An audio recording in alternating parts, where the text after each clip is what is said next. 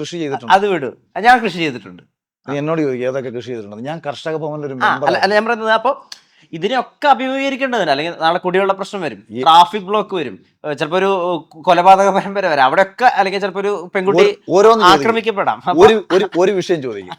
കൃഷിയുടെ കാര്യം ചോദിച്ചില്ലേ, ഞാൻ സ്വന്തമായി കൃഷി ചെയ്ത, അത് കരിങ്കോഴി കൃഷി ആയിക്കോട്ടെ, ഏത്തവാഴ കൃഷി ആയിക്കോട്ടെ, വെണ്ട ആയിക്കോട്ടെ, എന്ന് വേണ്ട നെൽകൃഷി ചെയ്യാൻ ഞങ്ങളുടെ നാട്ടിൽ നെൽകൃഷി ചെയ്യാനുള്ള സ്പേസ് ഇല്ല. നെൽകൃഷി ഒഴിച്ച് ഒരുവിധപ്പെട്ട ചീനി ഉൾപ്പെടുത്ത എല്ലാ കൃഷികളും ചെയ്തിട്ടുള്ള ഒരാളാണ് ഞാൻ. ഒരു കർഷകനുണ്ടാവുന്ന എല്ലാ ബുദ്ധിമുട്ടും എനിക്കറിയാം. ഞാൻ എൻ്റെ വണ്ടിക്കകത്ത് കൊലയും എടുത്തിട്ടൊരു കടയെ കൊണ്ട് ചെന്നിട്ട്, കടയിൽ നമ്മൾ ഈ കൊല വേണോ എന്ന് ചോദിക്കുന്ന സമയത്ത് ഈ കടക്കാരൻ ഇത് വേണ്ട, ഇതുവരെ കെട്ടിത്തൂക്കിയിട്ട കൊലകൾ, അവിടെ പഴുത്ത് കരിഞ്ഞുണങ്ങി നിൽക്കുന്ന കൊലകൾ ചൂണ്ടിക്കാണിച്ചുണ്ടെങ്കിലേ ഇത് നമുക്ക് എടുക്കാൻ ഇപ്പോൾ പറ്റത്തില്ല, കാര്യം വിറ്റ് പോകുന്നില്ല എന്ന് പറയുമ്പോൾ, കൃഷിഭവനിൽ അല്ലെങ്കിൽ നമ്മൾ രാവിലെ വെളുപ്പാങ്കാലത്ത് വിപണിയിൽ നമ്മൾ കൊടുത്ത് ഇത് വെളുപ്പിനെ അവിടെ നിന്ന് വിറ്റ് പറയുന്ന വിലയ്ക്ക് ഇത് വിറ്റ് കൊടുക്കുമ്പോൾ, ഒരു വാഴയുടെ കന്ന് 10 രൂപയ്ക്ക് വാങ്ങിയിട്ട് ഇത് 2 ആഴ്ച കഴിയുമ്പോൾ തൊട്ട് ആദ്യത്തെ വളവും നമ്മൾ ചെയ്തു തുടങ്ങി, ഇത് ആദ്യത്തെ മുള പൊട്ടി കഴിയുമ്പോൾ തൊട്ട് വളവും ചെയ്തു തുടങ്ങി, മക്കളെ നോക്കുന്ന കണക്ക് വാഴ നോക്കിയിട്ടുള്ള ഒരാളാണ് ഞാൻ. ഫുൾ ടൈം ഞാൻ ഈ വാഴയുടെ പോയി ഒരു കുഞ്ഞില കരിഞ്ഞു കഴിഞ്ഞാൽ ഞാനത് കട്ട് ചെയ്ത് കളയും. അങ്ങനെ നമ്മൾ ഒരു 9 മാസം കൊണ്ട് ഒരു ഏത്തക്കൊല നമ്മൾ ഉണ്ടാക്കിയെടുക്കുമ്പോഴത്തേക്ക് അതിനകത്തുനിന്ന് മാക്സിമം പോയ 9 കിലോ 10 കിലോ ഏത്തക്കൊല കിട്ടും.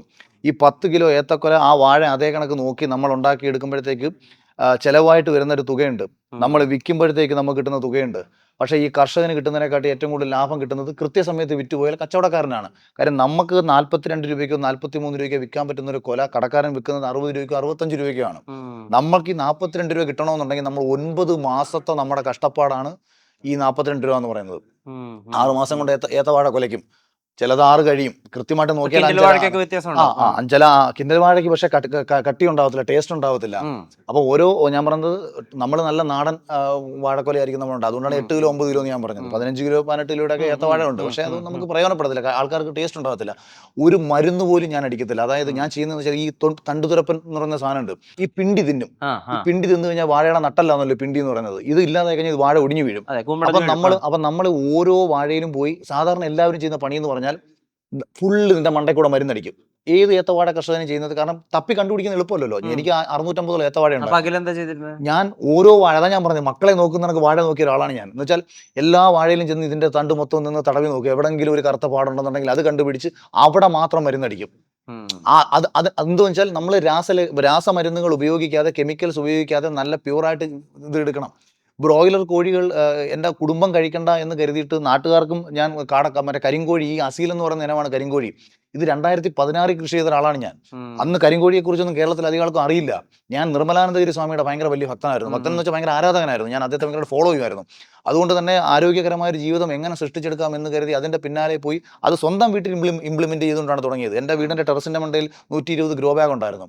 ഈ ഗ്രോ ബാഗിൽ നിന്നാണ് ഞാൻ വീട്ടിലേക്കുള്ള എല്ലാ പച്ചക്കറിയും കാര്യങ്ങളും മൊത്തം നമ്മൾ എടുത്തുകൊണ്ടിരുന്നത്.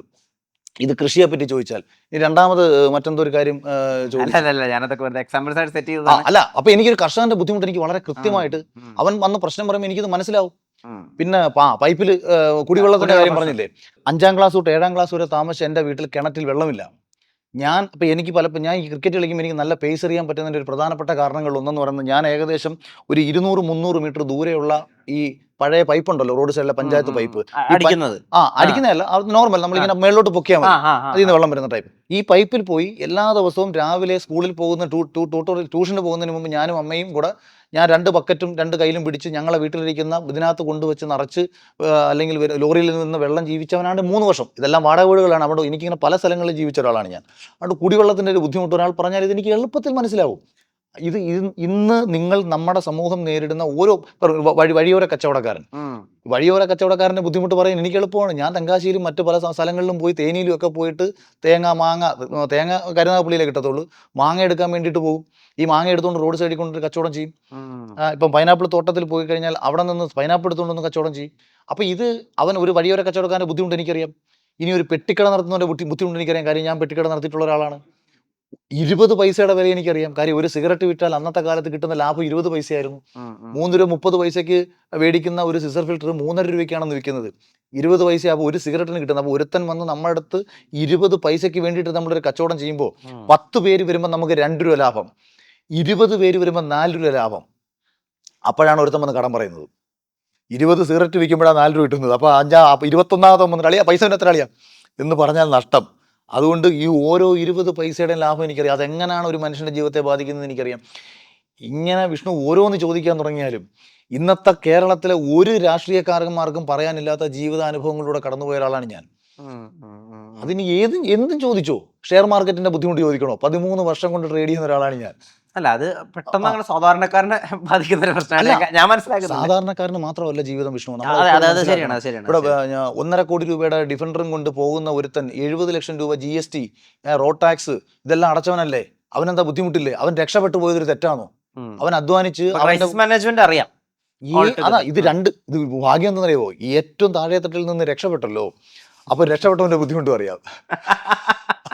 അപ്പൊ ഈ എറണാകുളത്തെ ഇവിടുത്തെ ഏത് വിഭാഗത്തിൽപ്പെട്ടൊരു ജനത എന്നോട് ചോദിച്ചാൽ എനിക്കിത് അറിയാം. വാടകയ്ക്ക് താമസിക്കുന്ന തിരിച്ചലക്ഷനിലേക്ക് വരികയാണ്. തൃക്കാക്കരയിൽ ഇപ്പോ ഉമാ തോമസ് വലിയ വ്യക്തിപ്രഭാവമുള്ള നേതാവാണ്. ഇപ്പോൾ ആ ആക്സിഡന്റിന് ശേഷം ഒരു സഹതാപ തരംഗം കൂടി അവരിലേക്ക് വന്ന് ഭവിച്ചിട്ടുണ്ട്. പിന്നെ സ്ത്രീകളുടെ വോട്ടുണ്ട്, കോൺഗ്രസ് വോട്ടുണ്ട്. പുഷ്പാദാസ് പ്രോബബ്ലി ഇനി ഇപ്പോഴും അവരുടെ മുഖവും അവരുടെ പേരും പ്രഭാവവും ഒക്കെ ഇനി ആളുകളിലേക്ക് എത്തേണ്ടതുണ്ട്. അപ്പോൾ ഇതൊരു ഉമാ തോമസ് വേഴ്സസ് അഖിൽമാരാർ അങ്ങനെ ആവും മത്സരം, അങ്ങനെ വിചാരിക്കുന്നുണ്ടോ? ഒന്നാമത് ഉമ്മച്ചേച്ചി അങ്ങനെ ഒരു സീസൺ പൊളിറ്റീഷ്യൻ ഒന്നും ആയിരുന്നില്ല. PT തോമസ് എന്ന് പറയുന്ന കേരളത്തിൽ എനിക്കും ഭയങ്കര ഇഷ്ടമുള്ള, വലിയ ആരാധന തോന്നിയിട്ടുള്ള ഒരു നേതാവ്. അദ്ദേഹം സാധാരണ രാഷ്ട്രീയക്കാരൊക്കെ മരണപ്പെടുന്നതിന് കുറച്ചുകൂടെ നേരത്തെ ഇദ്ദേഹം മരണപ്പെടുന്നു.